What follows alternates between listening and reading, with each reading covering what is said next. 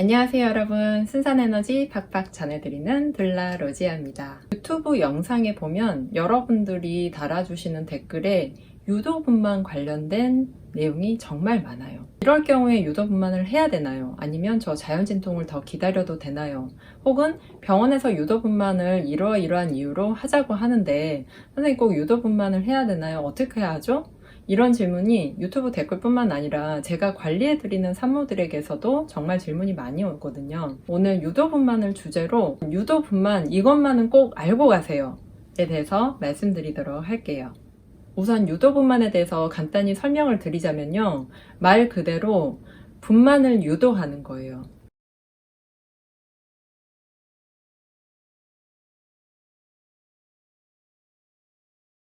자궁의 수축을 인위적으로 일으켜서 아기가 나올 수 있게, 그래서 자궁 경부가 지금 완전히 닫혀 있거나 혹은 1, 2cm 열려 있는 상태에서 10cm까지 열리게끔 하는 게 이제 유도분만이에요. 여기서 여러분들이 제일 궁금해 하신 건 이거예요. 유도분만의 성공 확률은 얼마나 되나요? 그건 사실 알 수가 없어요.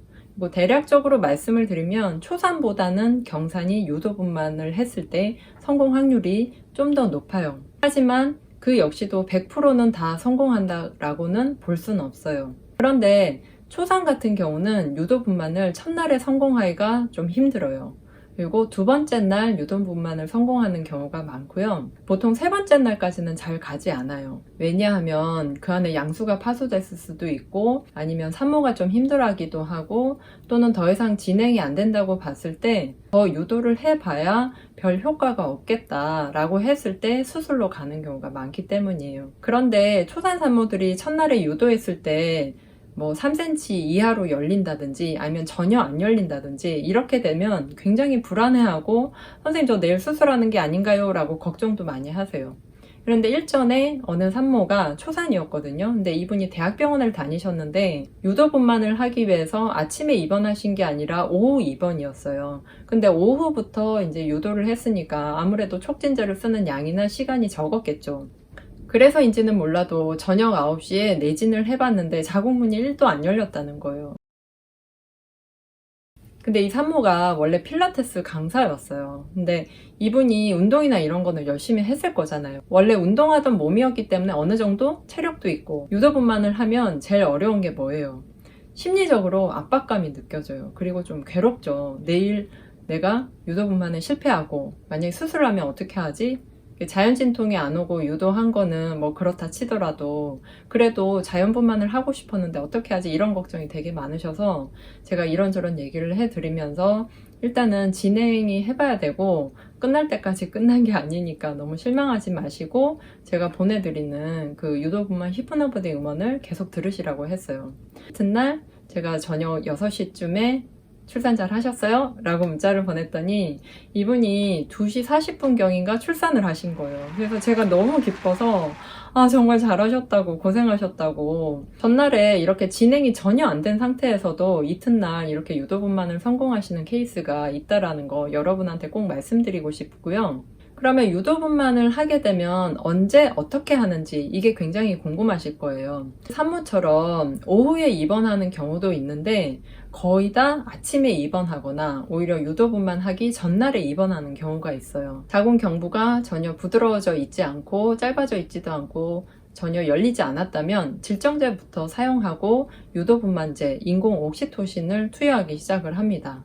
만약에 어느 정도 부드러워져 있고 만약에 1, 2cm가 열려져 있고 이런 상태면 또 상황을 봐서 바로 촉진제부터 투입하기도 해요. 촉진제는 수액을 일단 먼저 꽂고 그 옆에 이제 옥시토신이 조금씩 이제 떨어뜨리게 해주시기 때문에 촉진제를 처음부터 많이 쓰진 않아요. 그래서 이 촉진제를 처음부터 맞는다고 해서 금방 자궁 수축이 오거나 진통이 오진 않아요. 그런데 다만 양수 파수가 됐을 경우에는 좀 더 빠르게 진행이 되거나 혹은 자연진통이 같이 올 수도 있어요.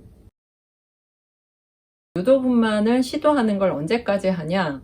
아침 8시부터 입원을 해서 쭉 하는 경우는 저녁 5시, 6시 되면 일단 유도분만 주사를 빼고요. 그날 이제 몇 cm 열렸는지 봐서 의사 선생님이 한마디를 하실 거예요. 그래서 초산의 경우는 이틀이나 3일 걸린다고 보고 와라 하지만 보통은 이틀 내에 끝내는 게 통상적인데 자연주의 출산병원이라면 좀 틀려요. 촉진제도 최소한만 쓰고 자연진통이 있으면 다시 촉진제를 끊고 다시 자연진통으로 잘 할 수 있게 해본 다음에 또 안 되면 다시 촉진제 쓰고 이런 식으로 해요. 그러니까 간혹 유도분만을 시도했다가 진행이 안 되거나 또 유도분만을 시도했다가 퇴원하시는 경우도 가끔 있더라고요. 그래서 이거는 또 병원마다 산모의 상태에 따라 이건 의사 선생님의 판단에 따르기 때문에 어떤 경우에 퇴원을 한다 이렇게는 말씀드릴 수 없는 것 같고요. 아무튼 유도분만은 전날에 입원하는 경우 그리고 아침 일찍 8시까지 오라는 경우가 있고 세 번째로는 오후에 입원해서 다음날 또 촉진제를 써보는 이런 3가지 방식이 있는 것 같습니다.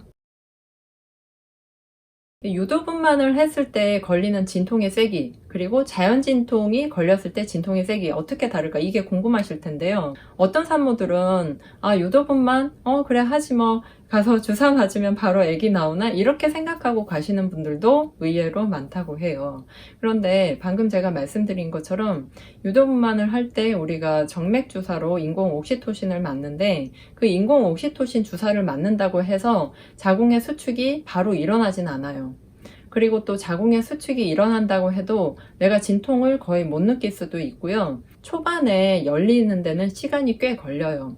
원래 자궁 경부가 부드럽고 얇아지고 짧아지고 그리고 3cm까지 열리는 데는 전체 출산 시간의 80% 정도라고 생각하세요 라고 말씀드린 적이 있는데 물론 산모 개인마다 차이가 있지만 그만큼 3, 4cm가 열리는 데까지 시간이 걸리고 느리게 진행되는 건 사실이에요. 유도분만에서도 다르지 않아요. 그런데 이 3, 4cm만 넘어서면 어느 정도 속도가 붙어요. 근데 이 속도가 붙는다라는 게 빠르게 열리기 때문에 여러분들이 진행을 해보셨을 때 좀 많이 아프거든요. 그럴 때는 정말 지옥을 맛봤어요. 선생님 너무 힘들었어요. 그래도 낳고 나니까 좀 살 것 같아요 라고 말씀하시는 분들도 많은데 그렇게 유도분만을 할 때는 어쩔 수 없이 꼭 무통을 맞으셨으면 좋겠어요. 유도분만을 할 때는 내가 무통을 맞아야겠구나 이렇게 생각하시는 게 좋고요. 또 이걸 아시고 가셔야 되는데 유도분만 시작한 지 얼마 안 됐을 때는 내진을 아무리 자주 해도 금방 진행이 안 될 수 있다는 점, 또 유도분만 첫날에는 보통 많이 진행이 안 되거나 출산을 못할 수도 있다는 점, 이걸 꼭 기억하시고 나만 이런 건가? 다른 사람은 어떻게 했지? 하고 불안해하지 마시고 이게 대부분 이게 정상이구나 이렇게 생각하시면 좋아요.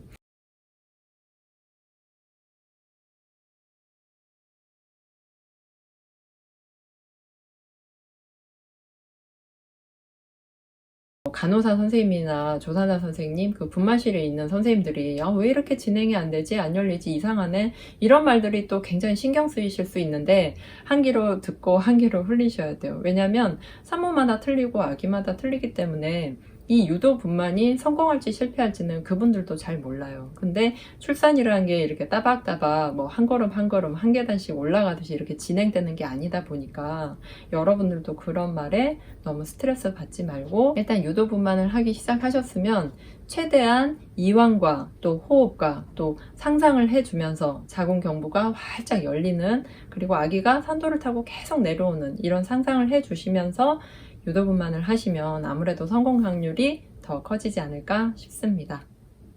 유도분만에 대한 궁금증 어느 정도 풀리셨나요? 다음 시간에는 유도분만 이런 경우에는 하셔야 될 것 같아요 라는 영상 올려드릴게요. 지금까지 들라 로지였습니다.